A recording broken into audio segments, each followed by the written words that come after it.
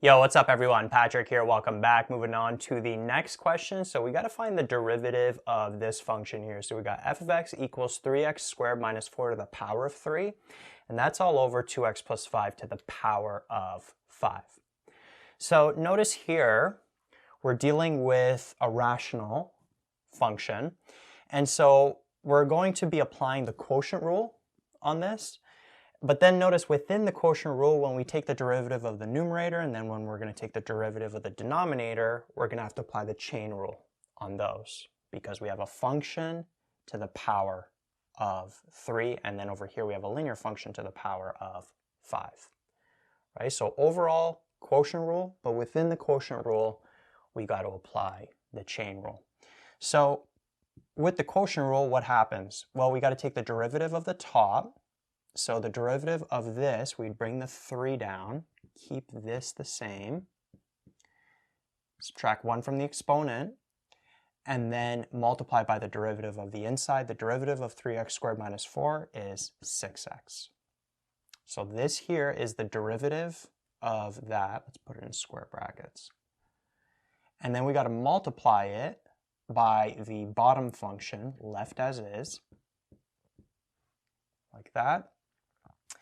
And then what we would do is we would subtract the top function, left as is, which is 3x squared minus 4 to the power of 3, and then multiply by the derivative of the bottom function. So we'd apply the chain rule on that, bring the 5 down, keep that inner function the same, subtract 1 from the exponent, and then take the derivative of the inner function, 2x plus 5, which is 2. Like that. Okay, so this here represents the derivative of that. And then this is going to be all over that bottom function, 2x plus 5 to the power of 5, all that is going to be squared. And so notice from there we could just multiply the 5 and the 2. It's just going to end up being 2x plus 5 to the power of 10.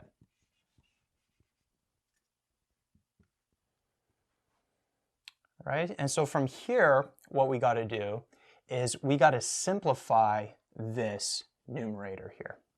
Right? So it's a lot to do, but it's not too bad. What you want to do is you want to try to factor out any common terms, because notice that expanding everything to this to the power 2, this to the power of 5 would be crazy, this would be pretty crazy, this would be pretty crazy. You're just going to get a lot of terms. So you want to factor out as much as possible to simplify the process. First thing I'm going to do before that though is I'm going to take any of these like single terms and multiply them. So 3 times 6x, that would give us 18x. And we'll have 3x squared minus 4 to the power of 2, 2x plus 5 to the power of 5, minus, notice here I'm going to multiply these two. So we'll have 10, like that, 5 times 2.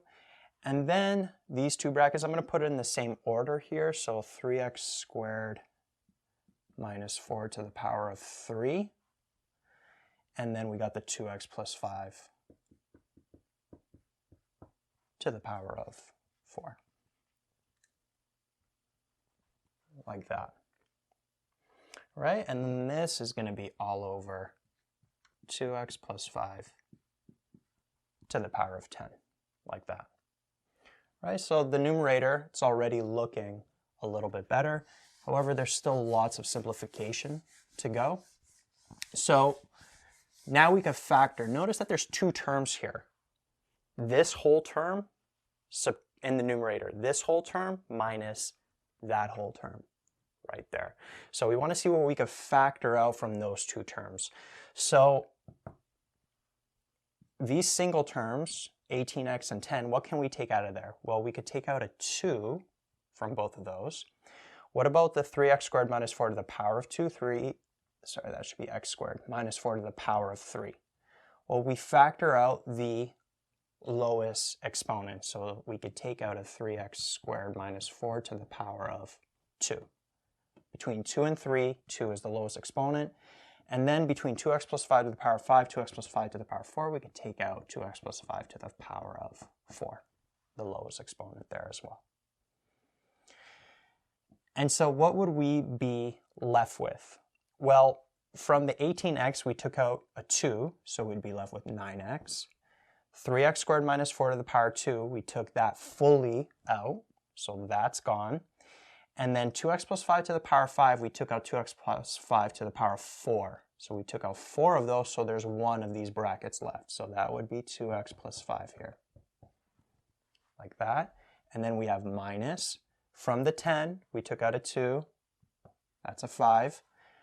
3x squared minus 4 to the power 3, we took out 2 of those, so there's one of those brackets left. So that would be 3x squared minus 4 to the power of 1, which is just that.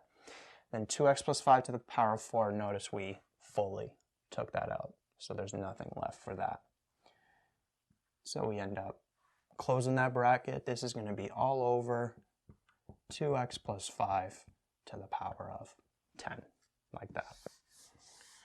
And now this is looking a lot better. Notice, first off, we're multiplying those 4 expressions.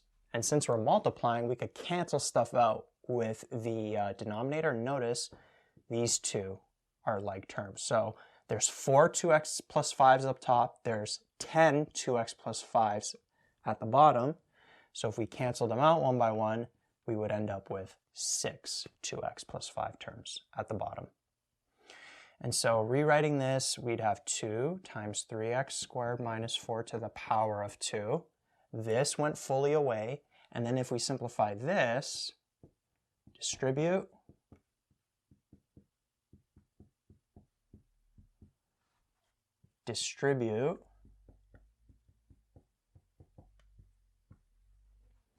and then this is going to be all over 2x plus 5 to the power of 6, like that. And then what we want to do is we want to simplify that remaining bracket. Notice there's only 2 like terms, the 18x squared minus 15x squared. So we'd have 2, 3x squared minus 4 to the power of 2, 3x squared plus 45x plus 20. And that's going to be all over 2x plus 5 to the power of 6. Now, when you get here, you always want to make sure to check whether that remaining bracket you could factor further, because lots of times this can factor and then you could further simplify with this, or sometimes it will factor and one of these terms will be the same and then you could combine those 2 terms and simplify it even further. So you always want to make sure, can you factor this? Now 3, 45, and 20, notice we can't factor anything out. We could factor out a 3 from here and here, but 3 doesn't go into 20. So it was close, but unfortunately no go. So we can't factor out any constants. And then this quadratic here, notice 3 times 20 would give us 60. And then the b value is 45. Are there 2 numbers that multiply to 60 and add up to 45? Any integers where this are there any integers that satisfy this? And there isn't, right? There's no 2 numbers that multiply to 60 and add up to 45, so this wouldn't factor smoothly into 2 factors. And so we just leave it like that. That doesn't factor any further.